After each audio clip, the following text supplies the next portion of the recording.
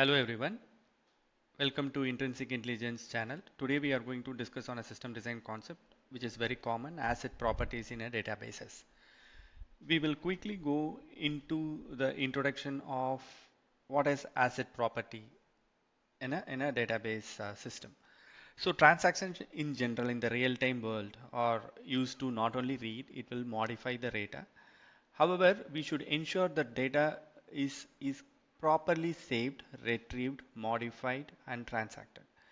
So these transactions should also maintain the consistency, correctness, and reliability even in case of failures or errors. So the database should ensure all these factors.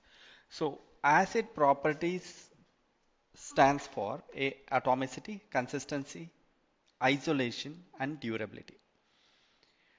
So asset properties, atomicity. Atomicity ensures all or nothing transactions, meaning all the transactions are successful or nothing is successful at all. It will be rolled back.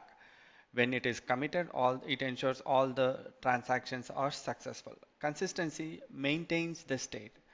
If in a database there are constraints on the table or the columns, a column should be a primary key and another column should be having only positive integers. So if someone pushes in negative integers, or if someone deletes a particular row and it maps to a foreign key which in turn should delete the other table rows, the relation between the tables, these are all the constraints. So when we are executing the transactions, it should in sync with the state, so that it will be consistent, the data will be consistent in the database tables. Isolation stands for, if we have a set of transactions, even if we execute one by one or execute it together parallelly, it should give us the same results. Transaction should not affect each other. Durability is, we have to have a persistent storage after a commit, even if there are any network issues. So we will go into the atomicity and look into a detailed how the atomicity works. So atomicity, as we discussed earlier, it means all or nothing. Either all the operations are successful or nothing applied at all. So if any part of the entire transaction is fails, the whole set is rolled back and it is not committed. So when it comes to commit, if the transactions are all successful and the changes are ensured like it is permanently into the persistent storage, our drives basically, and about our rollback. If the transaction fails, any of the transaction at any point of time, the entire transactions are discarded basically. So this is how the commit and about our rollback works in atomicity. Next is consistency. Consistency in the transaction means after the execution of the transaction, the state remains valid as even before or after the transaction. So a valid state can also have constraints, rules, relationship like primary key, foreign key. If a transaction violates these rules, it is rolled back to prevent the corrupted data. So if any of the construction or constraint are not met, so the transaction is rolled back. So consider if money is deducted from one account and only the deduction appears on one account and it does not adds up to the another, it violates consistency during the money transfer. Isolation ensures if there are a set of transactions, even if you run together, which means parallelly, or you are executing sequentially, it should not affect anything. It should provide the same results. So why we are having this isolation is it ensures and prevents the following issues. First is dirty reads. Reading uncommitted data. Dirty reads in the sense you will be reading a wrong data basically. So dirty reads does not ensure the application to work successfully. Non-repeatable reads.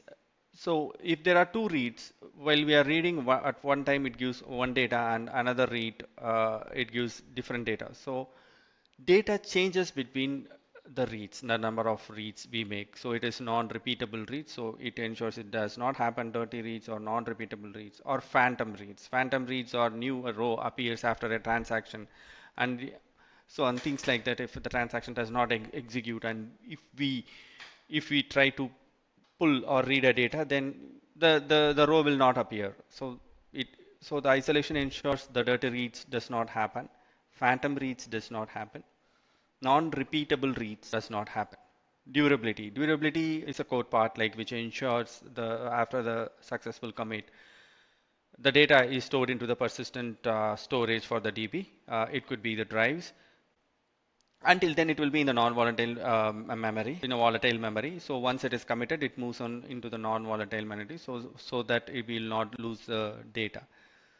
So we will move on to the next, like why and where the asset properties lies as a backbone. In case, definitely in case of a banking, where the lot of transactions, deposits, transfers, and payments happens. So we should have a strict consistency and durability to prevent the errors and failures. In e-commerce platforms where we orders, do a checkout, do a payment, so here also the consistency and durability are handled, and the other sector is healthcare, where you need a stricter rules applied, and we should at any cost should not compromise integrity, security, or consistency. So these are some of the industries where we have to apply assets, and asset is not particular to any industry. Like asset properties should applicable should be taken into account when we are finding out any databases. Thank you all for watching this video. Please do comment in the comment sections for any improvements or any topics we like to discuss. Thank you once again and have a good day.